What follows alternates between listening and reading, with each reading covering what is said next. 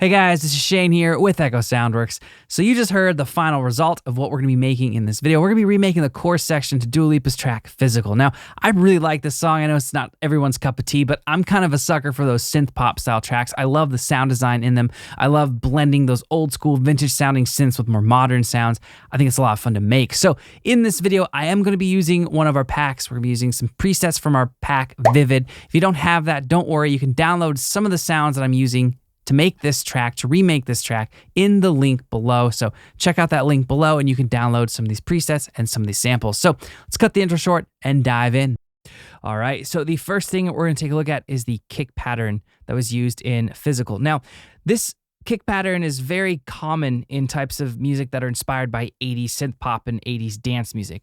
So in terms of the type of sample you want to go for your kick, it needs to be basically from a 80s drum machine if you want that vibe, right? So the sample we're using is from our pack New Vintage, which is in our pack Vivid. Now it sounds like this. This is the main kick.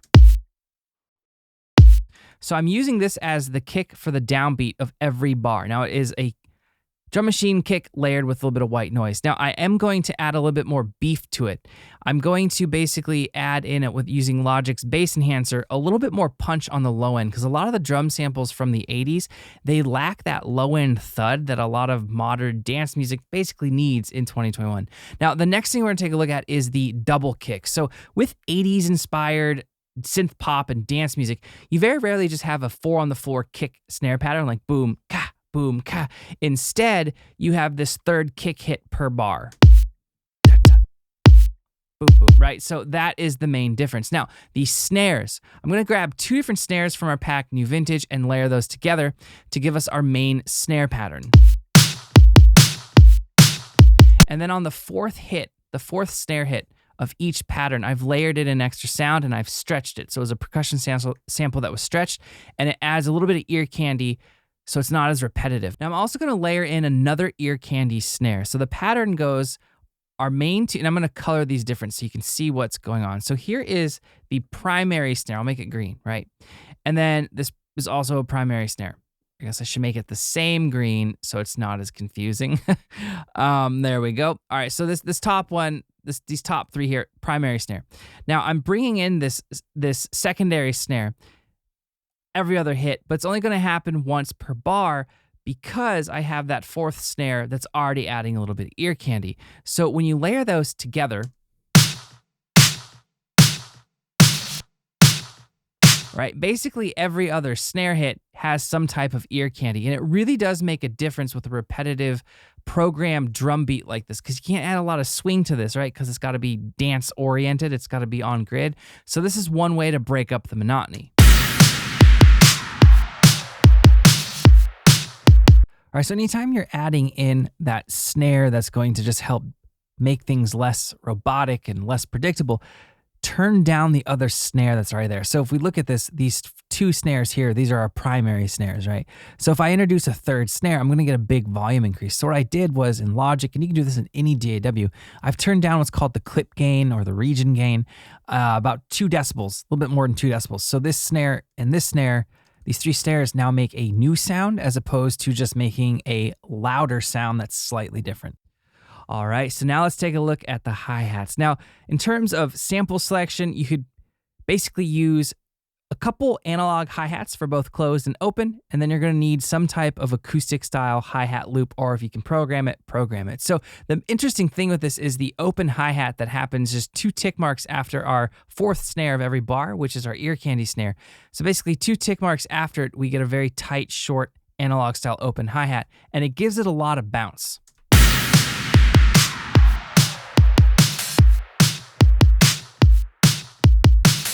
Right, so that's a pretty big thing for the overall sound of the drums. Now next we have our analog hi-hat loop, just 808 style hi-hats,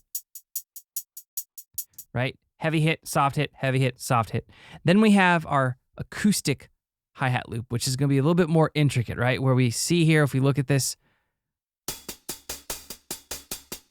instead of having just the 2 velocities, you're gonna have 4 or 5. Now this is, I think, 5, and it kind of crescendos. Listen. Right, so it gets it loudest in probably about halfway through each bar.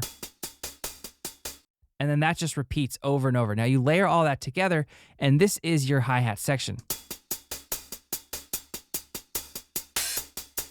And then with the rest of the drums.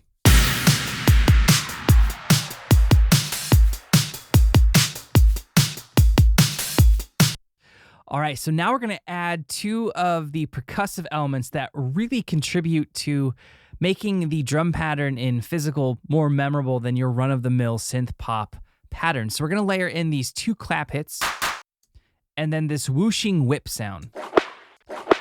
And you put all that together and you get this. Now, the thing I want to point out rhythmically that I find interesting is that these double claps happen right after your double kick, right?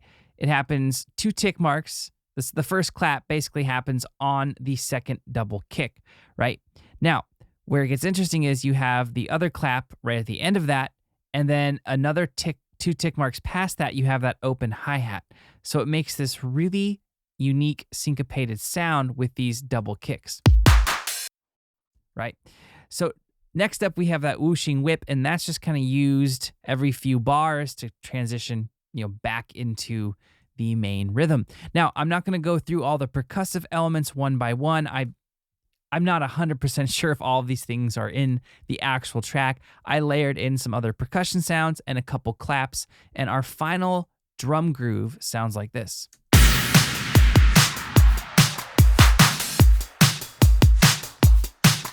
All right, so now it's for probably my second favorite sound in this entire song. It is the kind of mid bass. It's the bass riff that kind of happens right in the intro of the song and runs throughout. It sounds like this.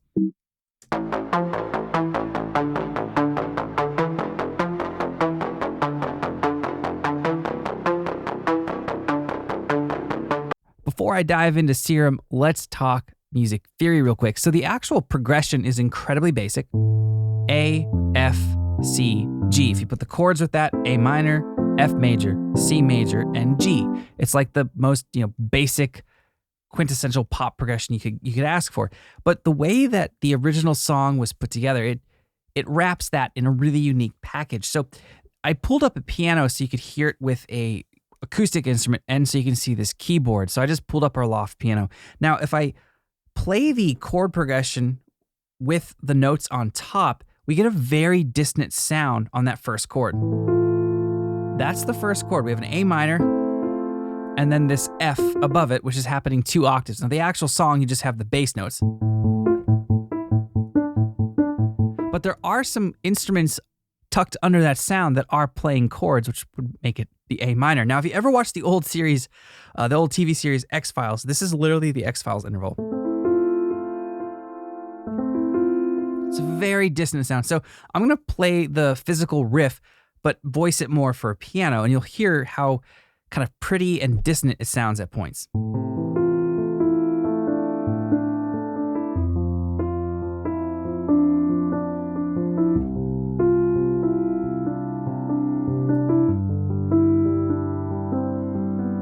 All right, so basically what's going on in this preset, now this preset does come with our Pack Vivid, but you actually can download it for free. The link will be in the description. Now, the basic patch makeup here is we have, I'll go through it section by section. I'm not going to remake it from scratch, but we have our first oscillator, which sounds really bad on its own. But we're running that into our filter, a low-pass filter. And we're modulating that with a pretty weird looking envelope. It's kind of a hybrid between a pluck and a key envelope. Right? And then we're layering that in with another oscillator. And to get that kind of nasally sound that the sound has, you have to use a little bit of sync or maybe even some pulse width modulation. I opted for sync on this preset, added in some bright noise. And then I layered in the sub, and then you process it with some effects. Now, I am using a bandpass filter, a little bit of delay, a little bit of reverb, and I'm cutting out some of the lows.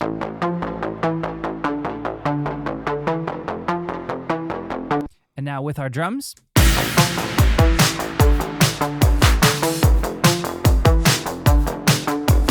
All right, so now we're going to take a look at the actual basses, the basses that are occupying the lower end of the mix. It's not that main synth line that's kind of a bass. So the main bass sound is going to be 3 different layers, and at least that's how I treated it. So we have our sub bass here, which is a sub bass with a little bit of saturation. Really simple. Now the chord progression is just A, or the bass line I should say, F, C, G. It's really simple. Now this bass right here that you just heard, this is in Serum, this is in our pack Vivid. It's a pretty digital sounding synthwave bass. And the reason why I opted to use this versus another analog sounding bass is because it would clash too much with that really prominent bass line. Right? Like that sounds like a Moog style bass to me, or maybe a Prophet. So this though, if it sounded just like that, or it sounded similar to that in character or vibe, it would just clash. So I made it sound more digital, and then it fits better with that main bass.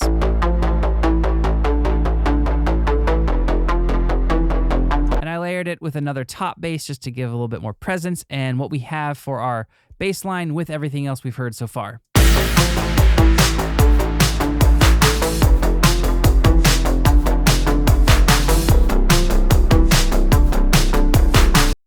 So now we're going to take a look at the last few sounds we need to cover. They're kind of the lead instruments as well as the background pads. So first, let's go through the lead instruments.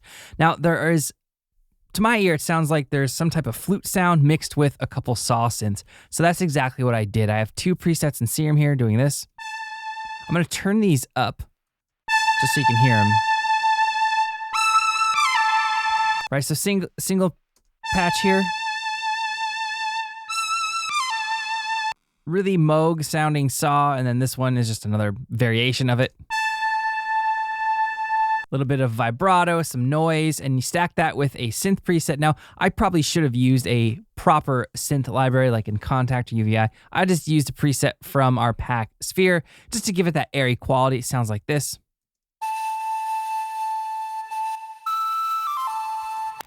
And I just messed up my balance, but I'll play all 3 together.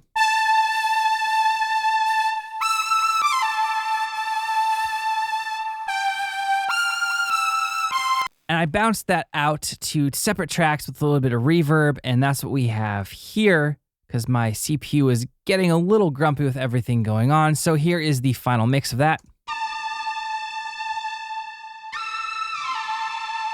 There's a good amount of reverb, there's some delay on it, and there's some EQ taking out some of the harsher high frequencies. So that is the lead group there.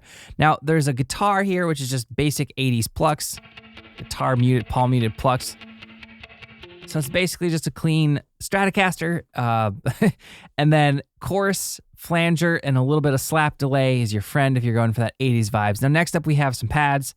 I did bounce these to audio. They were just a few pads from Vivid, and they're literally just playing the chords A minor, F major, C major, and G.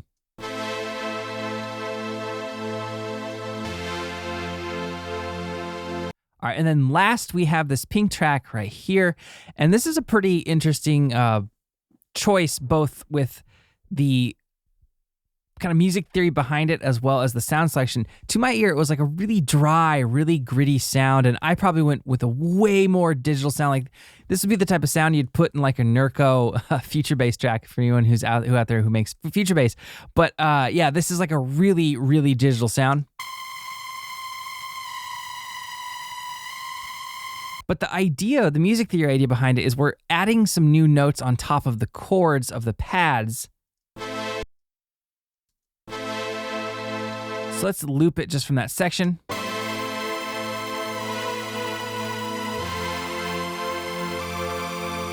Right, and it's going to create a different chord on a couple different hits, and it just gives it a different motion. It gives it more of this rising feeling, right? Like it's going somewhere. And that plays on the second half of the chorus. Now, you can do this in any song that's using a chord progression, and it works really well with chord progressions that might be, I don't want to say boring, but a little common. It'd be a better way of phrasing it. Something that gets used quite often. You can stick these leads on top of it. You don't have to use a gritty synth. You could use like a string sound, an ambient sound, really anything with a good amount of sustain. And it really does change the feeling from the first half of the chorus to the second. So let's listen to the second half of the chorus.